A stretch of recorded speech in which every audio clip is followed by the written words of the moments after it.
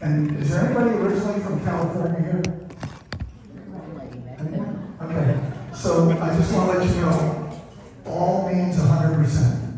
Okay, just want to check. Sorry, I had to do that. And the other thing I learned or noticed in my investigations, that the leaders of these hostile Islamic organizations were the exclusive advisors to the President, the National Security Council, the FBI Director, the CIA Director, the Treasury Department, and all the way down the line. And so if you wonder, how is it that we killed so many jihadis in Afghanistan, Iraq, and Syria, but we lost the wars? When you have jihadis advising you on how to defeat jihadis, this is the problem. And most of them wear suits. Most of them wear suits. And they work in places like the White House. Still. So, I want to lay that out. I want to ask a couple other questions before we dig in here. Because Christine told me we only have 7 hours to get through this. And that is, and if I stop for a minute and I have to think a little bit, it's because you guys gave me a handheld mic and I'm Italian, so if I don't have both of my hands, I can't talk and think quite properly. That's okay. Here's the question for you. How is it when our leaders, from President Clinton to today, at the national and especially the state level, at the national level and the state level, what they have publicly said about Islam is exactly opposite of what Muslim children are taught about Islam in U.S. Islamic schools, including all the schools within 20 minutes of here. Propaganda. So somebody's being lied to. Either the Islamic advisors to our presidents, our FBI directors, our State Department, our military generals, our pastors, our chambers of commerce, either the Muslims talking to them are lying, or Muslims are lying to their children about what Islam is. Now, which do you think it is? Because they're exactly opposite. Right? Because Mr. Bush said, true religion, true Islam, it's a beautiful and peaceful religion. He said it in a joint statement less than 2 weeks after 9/11. In the Congress, the teachings are good and peaceful. Were his exact words. That's a lie. That's not true. And so my question is, and if you're sitting there, you're like, well, I think that's true. Where? Where is it taught? Which textbook used to teach children in Islamic schools says that? None. Which mosque on the planet in the last, let's limit it, the last 200 years teaches that? None. None of them teach it. None of them teach it that Islam is good and peaceful. None of them, not one.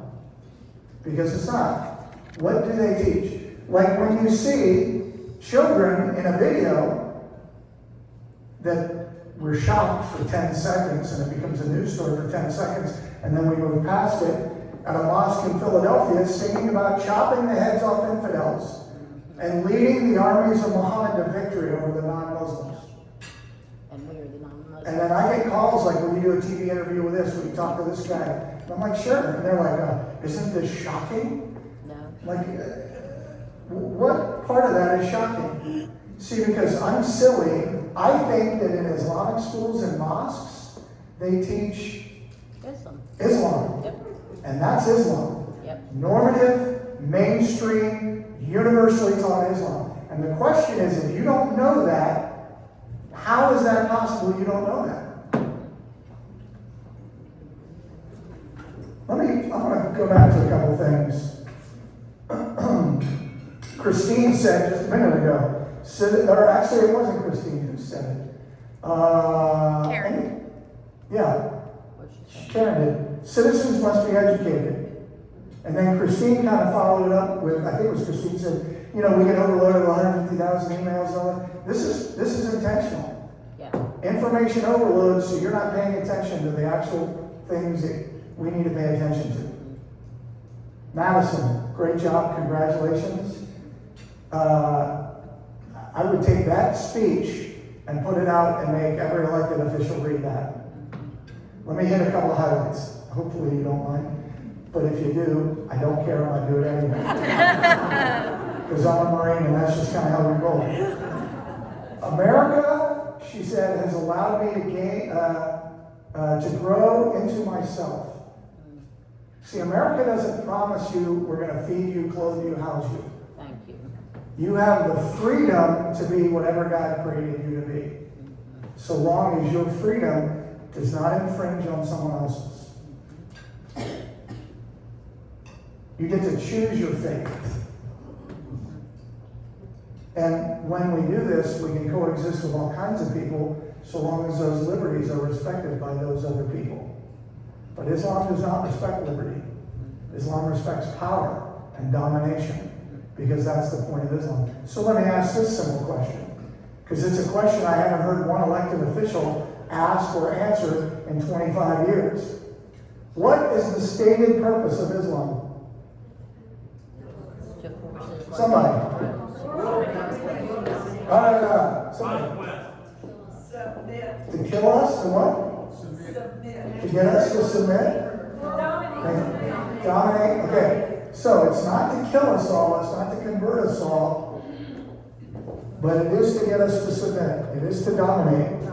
What they teach their children here in San Antonio and everywhere around the world, this being the most widely used textbook in U.S. Islamic schools for 7th graders, 12, 13-year-olds, is that the purpose of Islam is to wage war against non-Muslims until Allah's law, Sharia, is imposed on earth. That's it. Is that complicated? No. Is that complicated? No. So how are we 25 years after 9/11 and we're still discussing it? I will tell you why.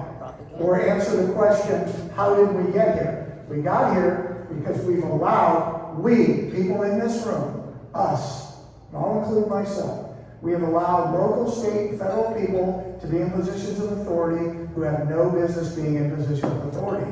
And then, instead of doing something about it, we whine and complain until the next election cycle. And that's why we're losing. So it brings me to another point. What's the purpose of this club? To educate. To educate. To educate. Okay, to educate. Why? And To what end? to support the candidates that believe in what we believe in. Okay, and what do we believe in here? The Constitution. Okay, the Constitution. So the purpose of this organization is to educate people to elect the candidates that will support the the U.S. candidates. Constitution. Not elect them, to support them. To support them. Okay.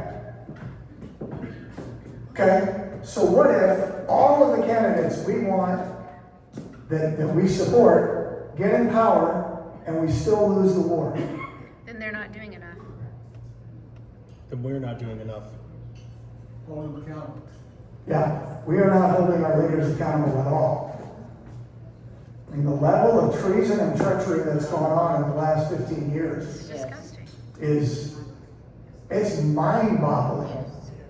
It took until 2 weeks ago or so for the federal government, the current leadership, to acknowledge publicly that what happened in 2016 was treason.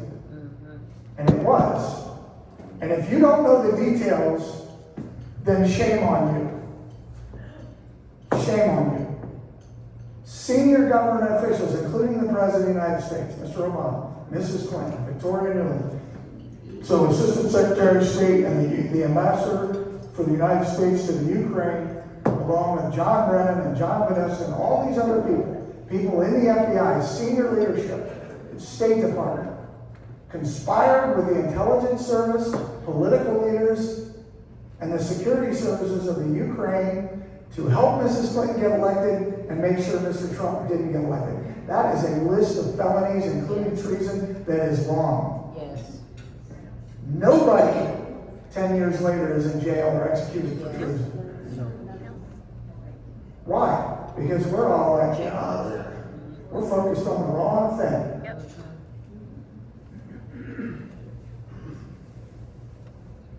How many of you think there's a good version of Islam? Raise your hand. A peaceful. Okay, so for the record, no one's raising your hand. So you're either chicken or you believe it. In both cases, shame on you if you are just chicken. So if you believe that, then why aren't you doing anything about the jihadis in your community? Is there a list That's why of you have- jihadis in my okay. community? So I will take that as permission to unleash. But wait, So now I'm going to start.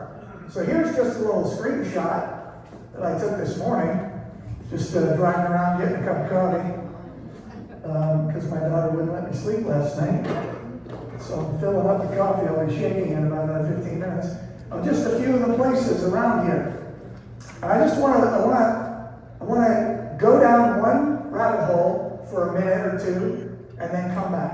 The largest terrorism financing trial ever successfully prosecuted in American history was the U.S. versus the Holy Land Foundation for Relief and Development in 2008. And that organization was the largest Islamic charity in America, and it was a Hamas organization, a terrorist organization. The largest Islamic charity in America was a terrorist organization located in Richardson, just north of Dallas. The case was adjudicated in the Northern District of Texas in Dallas. And the organization and all of its leaders were convicted on 108 counts. Material support and direct support for terrorists. Interesting. Among the evidence presented was this Muslim Brotherhood strategic document that identified the Islamic Society of North America and the North American Islamic Trust, ISNA and NATE, as Muslim Brotherhood groups. The Department of Justice identified ISNA and NATE also as Muslim Brotherhood groups. So they said it, we said it. And in the trial, evidence was entered that showed that ISNA and NATE both sent money directly from their bank accounts to Hamas organizations and leaders domestically and overseas. See all these? This is a small number of them, but I'm just showing them to you so you don't think I'm just making it up. Okay, this was all entered in evidence. See it? Yeah, wow is right. Now this declassified FBI document, I'm going to come over here and, well, actually I'll step down, you can read it.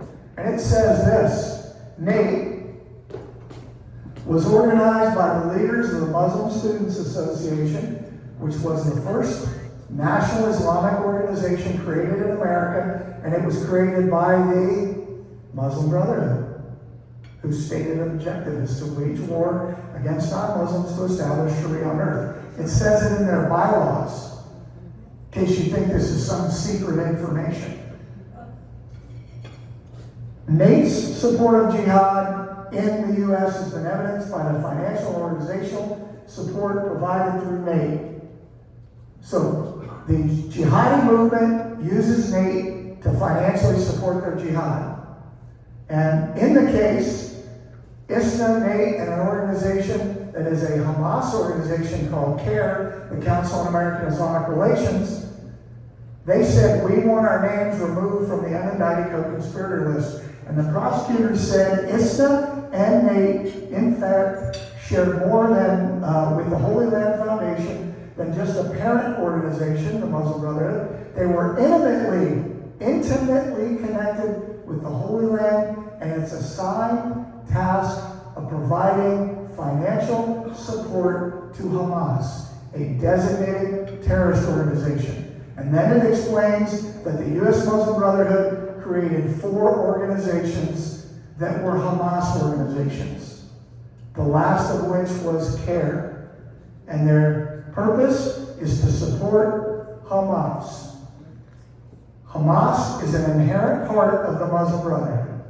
Okay? Are we all with me yet? Yes. So, when the judge ruled on that, he said the government has produced, and if you have not read this ruling, it is just a summary of the case that kicks you in the face to show you that these huge Islamic organizations in the US and North America are hostile. They're Hamas, they're terrorists. And yet their leaders still, under this administration, walk into the White House. The government has produced ample evidence to establish the associations of CARE, ISNA, and NATE with the Holy Land Foundation, a Hamas front, the Islamic Association for Palestine, a Hamas front, and with Hamas headquarters. Are you with me? Yeah. ISNA and NATE. Well, there's a place 15 minutes from where we are right here called the Islamic Center of San Antonio. Okay? Does anybody know, familiar with it? Did you ever buy it? Yeah. Of course you guys Yeah. have. Right? Okay, well, when you go to their website, here's their address. 8638 Fairhaven. So I do what I always do, and I go to the Bexar County property assessment, and it says the owner is the Islamic Center of San Antonio. Except I know, because I've been doing this for 24 years, that for the last 10 to 15 years, they're taking the actual owner off because they know we are teaching citizens to do these searches to see what properties in your county are owned by Nate. And so you go, oh, look, John was wrong, except when I pull the deed, and it says that it's owned by Nate. Oh my God. 8638 Fairhaven. The Islamic Center of San Antonio is a terrorist mosque. And I briefed that at this club 6.5 years ago. And I briefed it to TFRW 6.5, 7 years ago. And I briefed it to your state leaders. And guess what's been done? Nothing. Nothing. We have literally over 1,000 jihadi organizations in Texas alone. Not one of them's been touched. But you're going to probably, some of you are going to tell me, oh, but look at all that. We're suing them. We're taking away their school vouchers. They're waging a war. We're threatening to take away their school vouchers. Do you think they care? No. They're steamrolling us. They've got mayors giving them honorary days. We're celebrating the holy month of Ramadan. Ramadan's a holy month? Interesting. And we're going to celebrate Eid al-Fitr. The mayor of Houston, I was at this guy's house celebrating Eid al-Fitr. That's funny because Eid al-Fitr celebrates the first Islamic victory over non-Muslim forces. Did you know that? That's what you're celebrating? I mean, the jackasses in leadership position are astounding to me. It's astounding. That's what we're dealing with. So, this is this week. You're looking at Jews being assaulted in the heart of New York City because they're Jewish, because they support Israel. This is just 2 days ago. It's really happening. Yeah. And no police anywhere. Well, the police finally did come in and make arrests, Finally. right? And then we saw this. This is the same day. Okay, does anybody see what this flag is? I see it says killing. Okay, so I'm going to play this again, and I want you to tell me what this flag is, and then I want you to see if you can read this banner It says killing. over here. Killing. Right, Israel's killing. How is the organization. Well, right? This is their plan. That was Monday. So I said 2 days ago. It was 2 days ago. This is their thing, right? In Brooklyn. Right? This is what they're doing. And who's the guy? Right? Honor the martyrs of Palestine within our lifetime. Another joint jihadi communist organization. But he's also, now this guy wasn't the guy holding the flag, but who is he?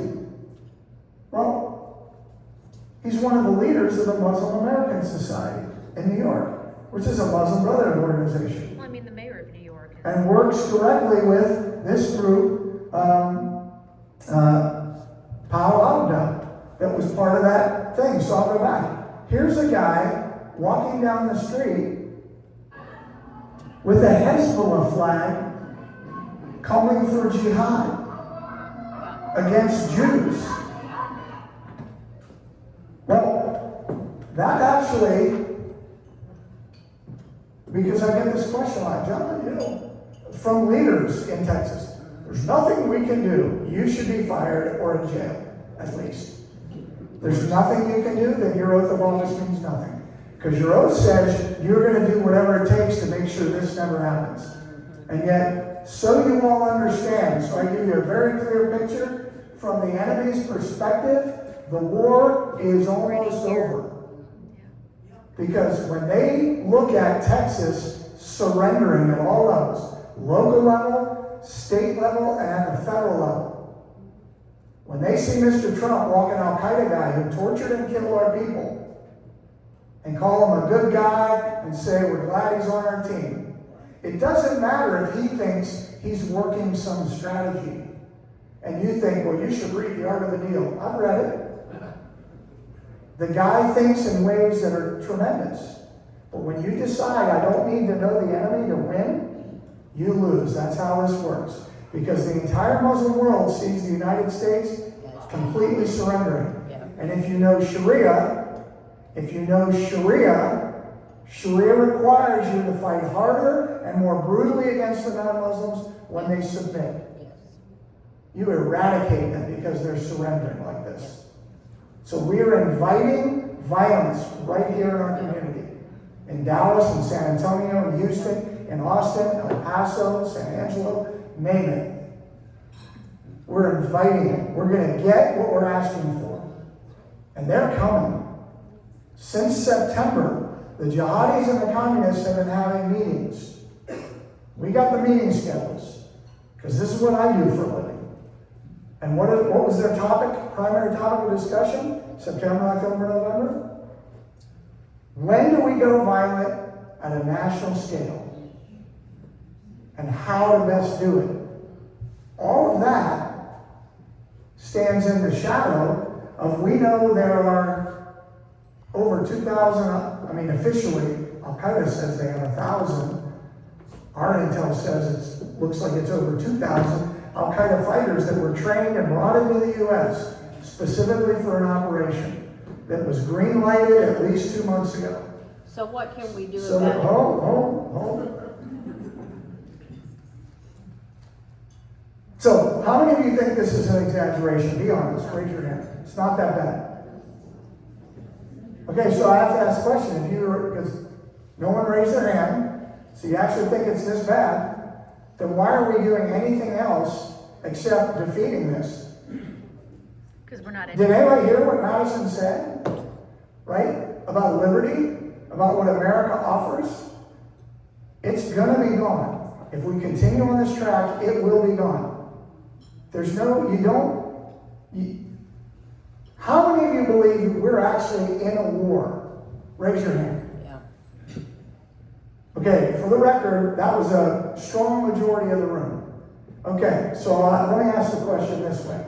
How many wars in the history of mankind have been won by electing the right people, creating a piece of legislation, or changing policies? Raise your hand. Tell me, which war? Zero. So how are wars won?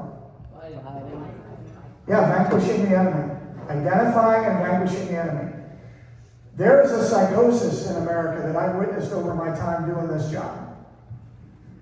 And it's that somehow we can wish the wolf away from the door, just like we tried to do in World War II. Right. That they will somehow evaporate and go home. Except many of the leaders of the Islamic movement in the United States, now, the new generation, were all born here. So it's a war. So what are we going to do? I keep freaking out because I turn around and J.D. Vance is looking at me. About to give my elbow or something. All right. So, Yasser Qadi, an imam in Texas, told Muslims several weeks ago when we started, 90 days ago, when we started attacking Iran, that Muslims should side with the Iranians because Muslims were the target of the American attack. And anytime non-Muslims attack Muslims, all Muslims are required to stand with Muslims. That's true, that's Islamic law. Yep. That's what Sharia says, 100%. No Sharia says anything different. Except he's not just any guy. Okay?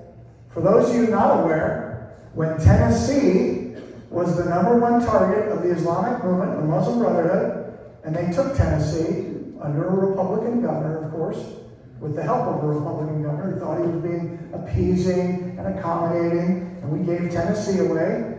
My friends in Tennessee are like, we're not controlled. I'm like, okay. And then you just give them like 6 or 7 things, and they're like, oh yeah, that is true. Yeah. Gone. The legal scholar for the Memphis Islamic Center was that guy. The first Muslim brother that I took a deep dive on when I was in the FBI, Yasser Qadi. Long before he was at the level of prominence he is today. And about 7.5 years ago, he left the Memphis Islamic Center because his work there was done. And he moved to where? Texas. Plano, Texas.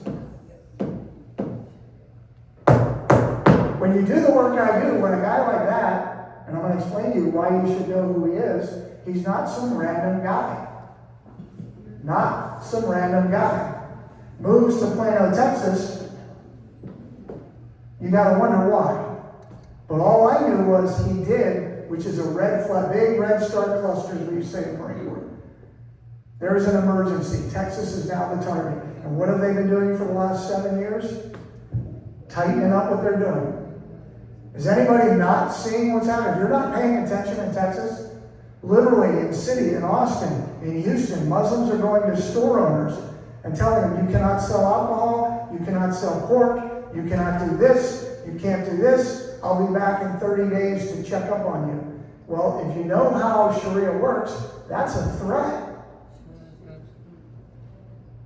So who is he? He's the chairman of the Fiqh Council of North America. Fiqh, jurisprudence. Yasser Qadi is the leader of the #1 organization in North America that's a Muslim Brotherhood group that exists to ensure everything the Islamic movement does complies with Sharia. You can say it, it's okay. That's who that is, not some random cat. And it tells you, they tell you on their website, this is who we are.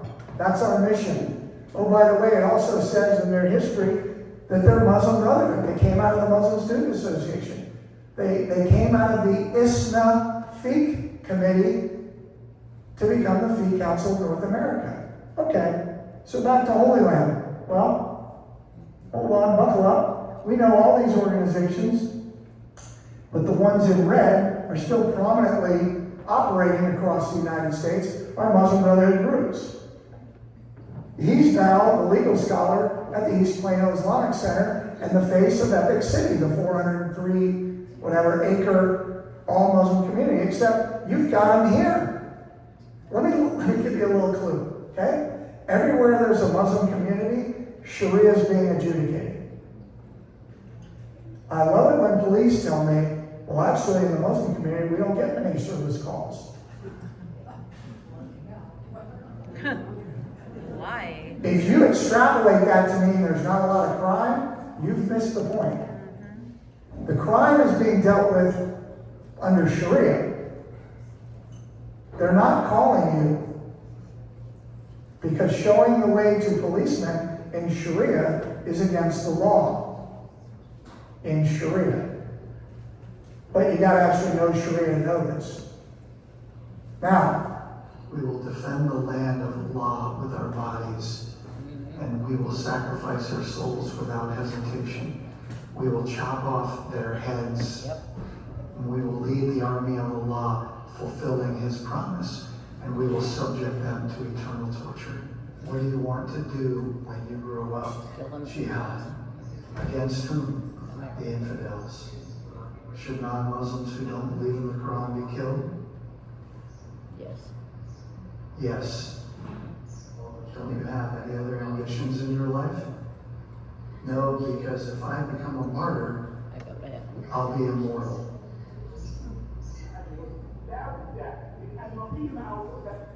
So when you see these things, What are we to make of that? And when we look at from the 9/11 hijackers to the Boston Marathon bombers to the attack at Fort Hood to the attack at Corpus Christi to the attack in Garland, and they're all saying the same freaking thing. And they're referring to the exact same sources legally to do what they're doing. And our leaders, our traitorous leaders on both sides of the political aisle, say, well, that's radical. Most Muslims don't believe that. Prove it. Because we have Pew poll data that shows that the huge majority of Muslims around the world do believe it. We have data in the United States polling to show that over 50% of Muslims believe that they want Sharia. Now, that's a 10-year-old poll. That a huge portion of American Muslims think if you say something against Muhammad, you should be killed. And they say it on camera in America. And nothing happened. Why? Well, let's look. I'm curious as to where this all comes from. So pardon me. We're going to dig deep into this book, the most widely used textbook in Islamic schools in the United States, and we're going to go all the way to page 1. Will you just read, Christine, the highlighted sentence? Listen. Islam is not a religion, however, but a complete way of life. Wow. Well, that's weird, because they're claiming First Amendment religious protection. But they're teaching 10-year-olds and 11-year-olds Islam's not a religion, but a complete way of life, governed by Sharia. And then it goes on to explain Sharia comes from the Quran and the Sunnah, the example of Muhammad. Muhammad, the perfect man, they call him, for all Muslims, for all people, for all times, according to them. But they also teach And what did voice. restrain? Give me a chance. And what did Muhammad do? He said, I've been commanded by God, Allah, to fight the unbelievers until they testify there's no God but Allah. And he married a 6-year-old, consummated relationship when she was 9. And he tortured people. And he approved the killing of people who mocked him. And he participated in beheading up to 900 Jews after the Battle of the Trench. That's the example.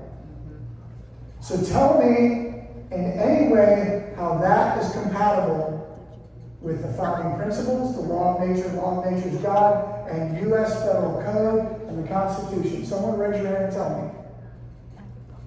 Can't. So why are they in your community? Why are you allowing it? Why are they in San Antonio schools teaching this? Because our leaders have allowed it. I would say it's because the citizens have allowed the leaders to allow it. But I don't want to hear what, Shirley. no, You what, can make excuses. No, What it's else not is an in this excuse. book? Hold on. I know. what is the I know I'm getting solution? fired up. That's the whole purpose why I'm here. Yeah, and I have red hair, so Okay. let's go. Lesson 36. The 3 duties. The 3 duties. There's just 3 of every Muslim.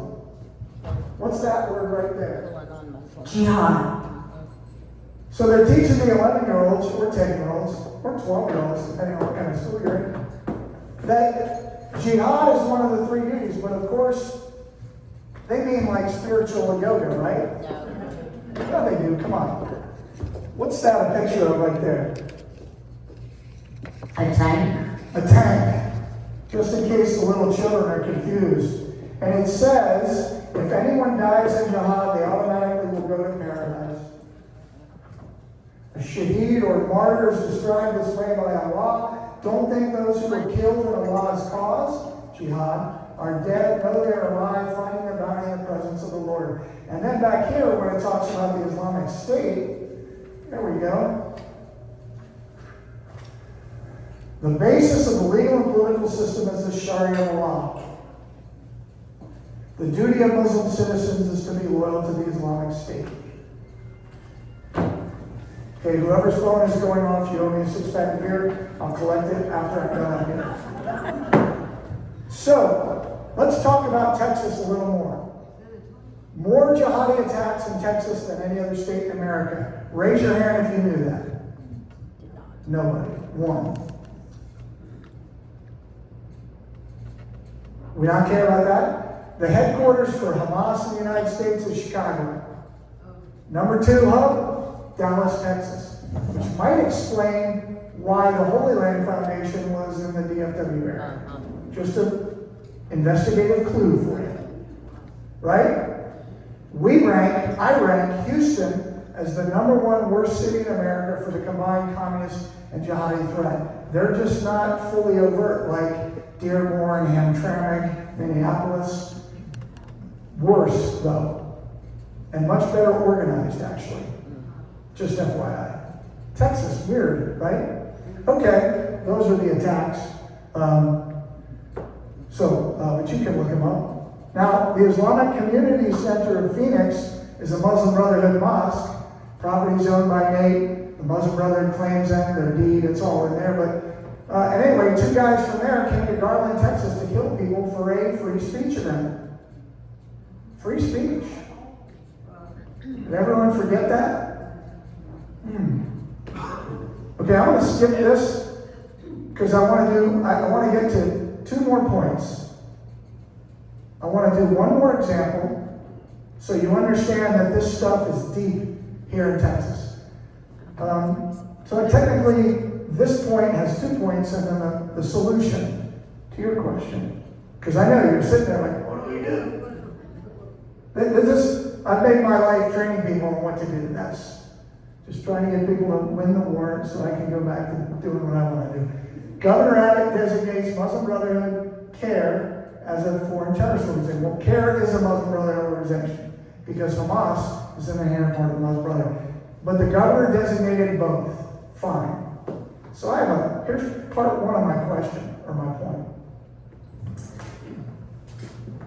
It's freaking me out. So,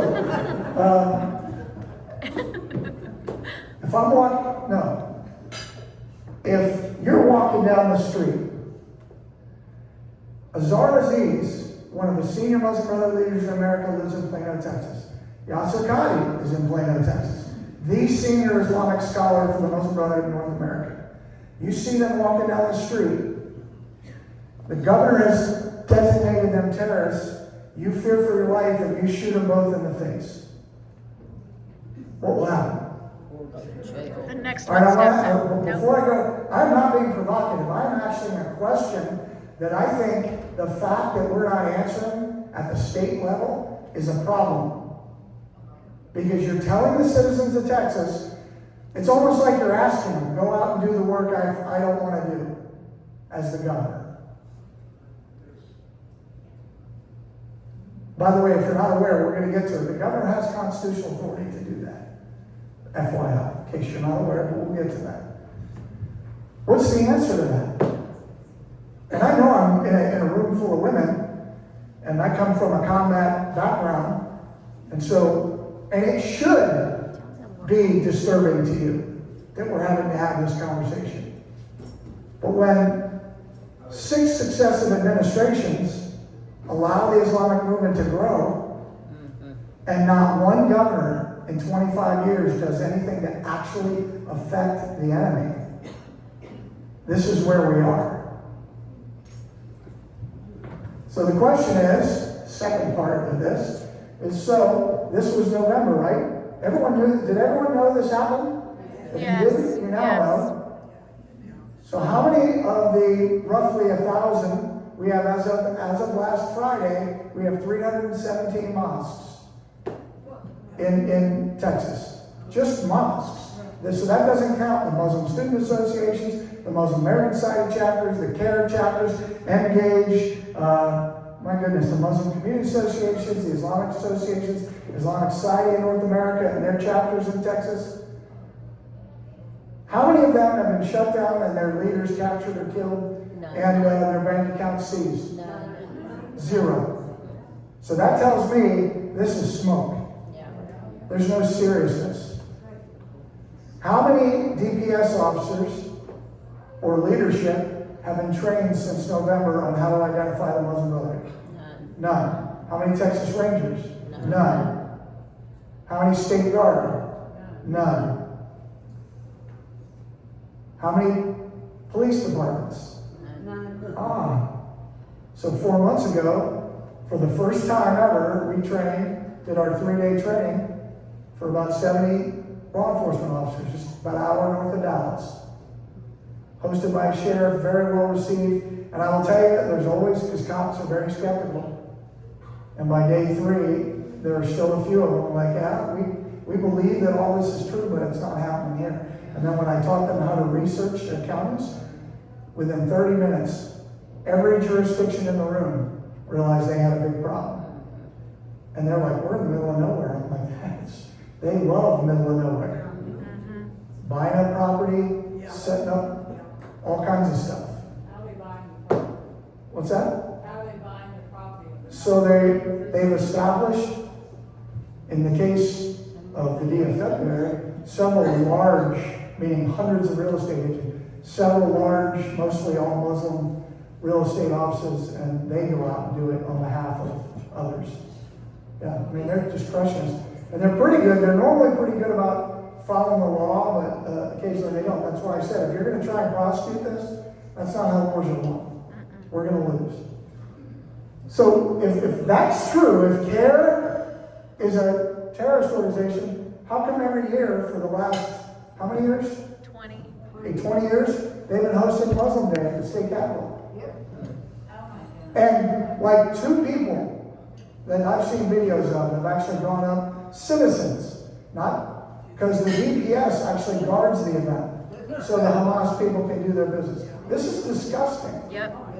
I got a call from someone at the state capitol over the weekend, and I was introduced and asked to have a secure call with them, which I did. And they said, well, how do we keep CARE out? I'm like, shoot them in the face when they come to the door. And they're like, no, seriously. I'm like, I'm serious. What do you think we should be doing with Hamas terrorists? Shoot him in the face. But then we'll go to prison. Well, I'm not talking about you and me. Uh-huh. The government, the state government has the authority to do these things constitutionally. You certainly have the authority to lock terrorists up. But we're not doing it. Why? Because our leaders are cowards. Texas, there it is. There's the leader, one of the key leaders of Hamas, Mustafa Carroll in Texas, just standing there, walking around freely.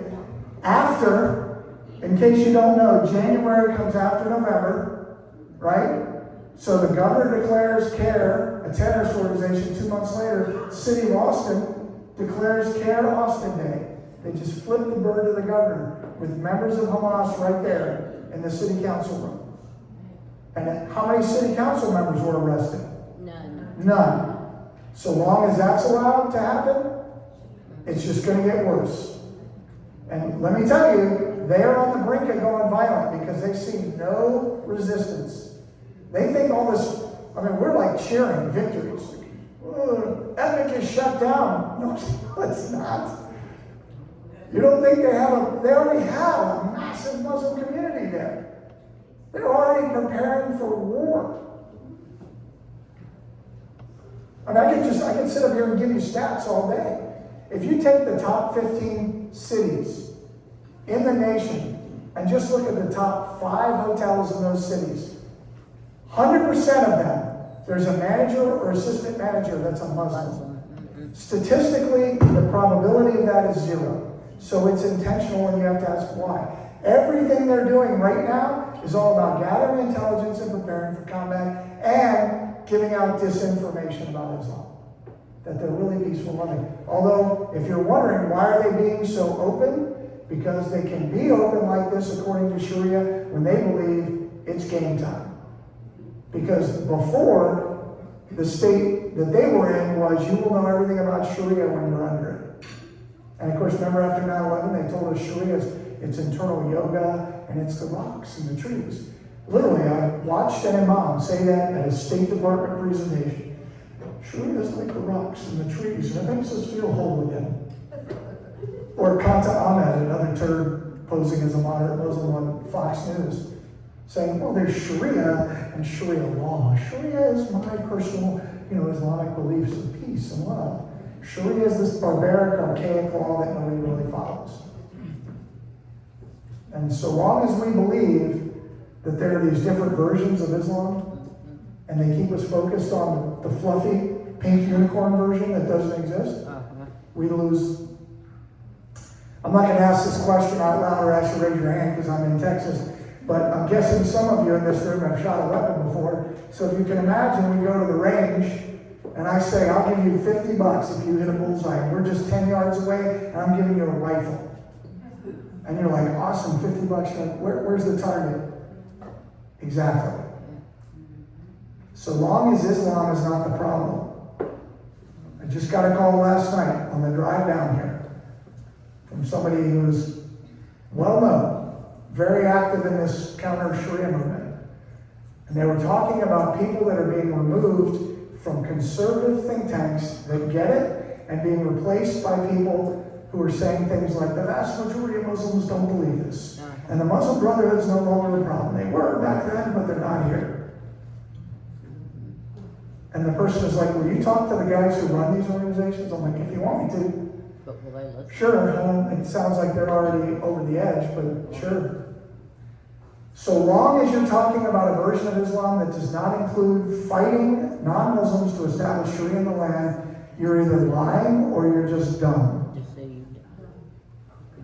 And if you're lying, chances are, and they asked me for my assessment of these individuals, and I said, they're batting for the other team. Probably getting paid handsomely for it, but my guess is the FBI won't open a counterintelligence investigation on this. Right? So, we have a resolution in the State House recognizing the holy month of Ramadan.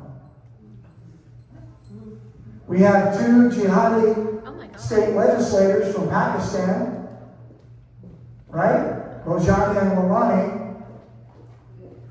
And the guy in the middle is the frickin' consulate general for Pakistan in Texas. This is a Pakistani operation.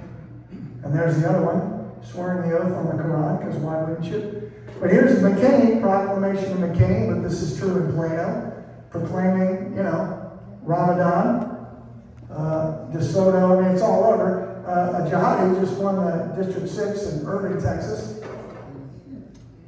You got the mayor of Richardson's a jihadi. And then this is, so let me close with this and the solution. This guy, with the mayor of Houston, Sharif Zafran. He's the president of the Texas Medical Board. Oh my God. Oh yeah, there he is. But don't believe me, I just went to their website, and there he is, president of the Texas Medical Board, Sharif Zafran. See, this was easy. Nothing classified here. Because the Islamic Society, remember them? The Muslim Brotherhood organization that directly funds the terrorist group Hamas. On Facebook, they said, Governor Abbott recently appointed Dr. Sharif Zafran an ISNA Founders Committee member as president of the Texas Medical Board. He is a jihadi, and he's actually a longtime jihadi. So the leader of the Texas Medical Board is a jihadi. Now I'm just giving you little things, taste, so you understand how this works. Okay? The mayor of Richardson, a jihadi who just had an announcement, what was the date here? I think it was a week and a half ago, May 5th, that they've opened up the Islamic University in Dallas. And he's behind it all the way, because he's a Hamas guy, if you didn't know, Richardson, Texas. He's a mayor of Richardson, Texas. Are you following me? Yeah. Okay. And as a part of that, this is the mosque behind this effort, the Diyanet Mosque, which is an arm of the Turkish government. And the last thing I'll say about it, because we could do an hour discussion on this, which we won't. In the last 8 years, Turkey has taken over the control of the Muslim Brotherhood in the United States. So literally a foreign nation, Erdogan, controls the U.S. Muslim Brotherhood and is running operations against the United States through the network. Hostile foreign powers using proxy organizations, communist and jihadi, by the way, in the United States to wage war against us, primarily in the nonviolent realm. Subversion, espionage, counterintelligence, propaganda, economic warfare, and violence when it comes. And it's already been here, but it's sporadic because that's how it works. The violence is meant to advance the nonviolent. And if you're feeling like this is overwhelming, it should be. So what's the solution? What's the solution? Anybody? Okay? Prayer is good. Yeah. Prayer is good. So I'm gonna, Write letters. what's that? Write letters to all the legislatures and tell them to wake up. Okay, maybe, but, you know, if 9/11 didn't wake them up, and the attacks in Garland didn't wake them up, and the fact we have 400 some acres in Josephine, Texas, that's being taken over, and you got Muslims walking in the streets of Houston and Austin, threatening people because they're not following Sharia, that didn't wake them up. I'm not sure a letter is gonna wake them up, but I would say do everything within your capacity. Now, in my 24 years of doing this, I have a lot of strange experiences, but the solution has never changed, right? We have to win this at this level. How many of you, well, I'm in a crowd that gets it. You all understand how corrupt the federal government is, right? Yes. Okay. The bureaucracy has still not been cleaned out. So when you ask questions like, why isn't DOJ doing this? Why isn't the FBI doing that? Then it tells me you don't understand the depth of the penetration of the bureaucracy. When we have the kind of treason being perpetrated by FBI directors, CIA directors, Exactly. deputy directors, secretaries of state, and no one's in jail, that should. Exactly. So if you think it's going to get solved at the national level, No. just maybe go outside and pound your head in the parking lot because you don't get it. At the state level, in 25 years since 9/11, not one governor has done anything that actually impacts the bad guys. They've created legislation that slows them down, but we haven't actually rid ourselves of the bad guys. Yeah. At the local level, when I moved here to Texas 8 years ago and created this training, the Into Action training, it was because I had gone through all those wickets from the national level down to the state level down to the local level. And the only thing that was effective was counties that got trained in how to identify the bad guys and how to learn techniques to lawfully punt them out of your county or make them feel unwelcome. Or in some cases, which we have done, actually get the local police department or sheriff's office where you've got someone that's competent in charge to actually take legal action. But that's a very small number because most of them think the FBI is handling it. Yeah. And I will just say, as not a sidebar, as an important layer to this, when I've run my 3-day programs over the first one I ran was 2007, so however 19 years. Since that time to today, when we have FBI Joint Terrorism Task Force people in the room, other federal agencies, DHS, at the end of the 3 days, I asked 2 questions. Raise your hand if you knew this information before you came in here. 0 hands. As of today, nobody has ever raised their hands. So you have to ask, what is it they're getting trained in? And who's training them? And that's where the reason we're where we are. Because our adversaries control what training our federal agents, state agencies are getting. Yeah.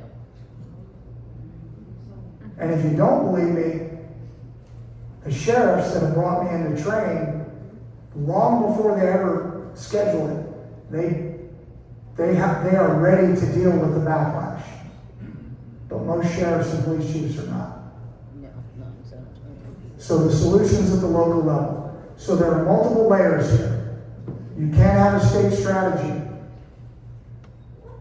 Getting the training, the Into Action training, and we actually have one coming up in the San Antonio area. If you want information about it, the easiest thing to do is go to my website, johnguandolo.com, and just say, I want to be in that training. And that is, I believe the current date is July 18th, but we may have just moved it.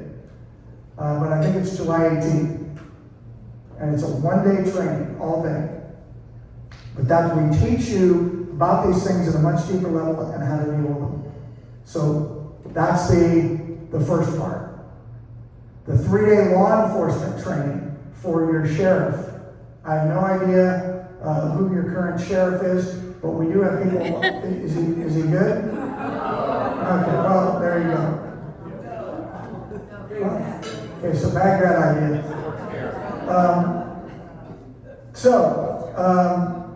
And that's the way it is in a lot of counties across the country. So how do we actually put freedom on the offensive? Well, first of all, even if we can't do, if you have sheriff's offices around here or police departments that are willing to host a training, we would do that. It's very impactful. We did a training in, I'll just say Kansas, but I won't tell you the counties, but we had a couple counties, and literally the sheriffs, the police chiefs, and the prosecutors all attended 3 days of training. And of course, that area is solid even today. That was 6-7 years ago. Because not only did the citizens get trained, the leadership got trained. And, by the way, the county council members were there. So it was like the entire community of leadership was there, as well as many citizens got trained in separate programs. That's what I encourage. The one thing I want to remind you of, I'm going to skip through this because I just want to talk about the last thing. Constitutionally, the governor can wage war against these guys. The Constitution allows for governors to wage war in times of invasion or imminent danger. The problem is most citizens in Texas don't believe they're in imminent danger because nobody's explaining the problem to them. I just want to make a couple things clear and end. This is a war, and from their perspective, they're on the last phase of the war. They've won, they're just waiting for the clock to run out. They call Mr. Trump, the Muslim Brotherhood leadership does, their guy. So just think about these things. I'm not saying they're right. From my professional perspective, I can see why they think that. Because everything they want to get done is getting done under this administration.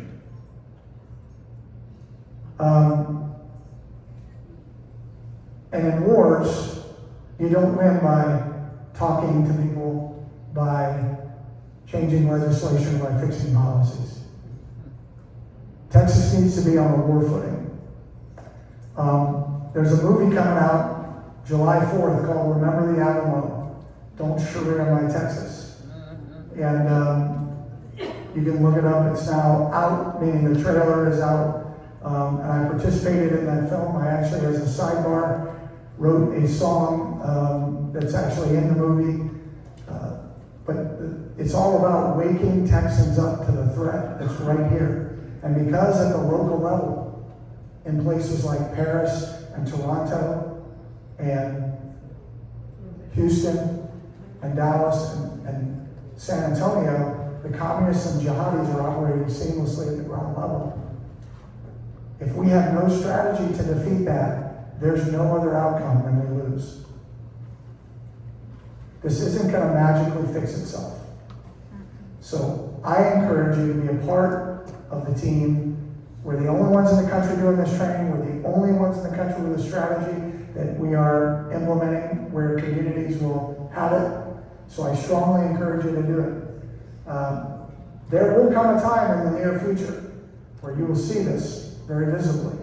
But I encourage people, don't wait till your front door is on fire to buy a fire extinguisher. We're Texans, right? We are the people of the Alamo. We're the people of Alice San Jacinto. We're the people of liberty. We should understand this. It's in our blood. And I don't know how to more strongly encourage you. Thank you for giving me the opportunity here today. God bless you all. God bless Texas.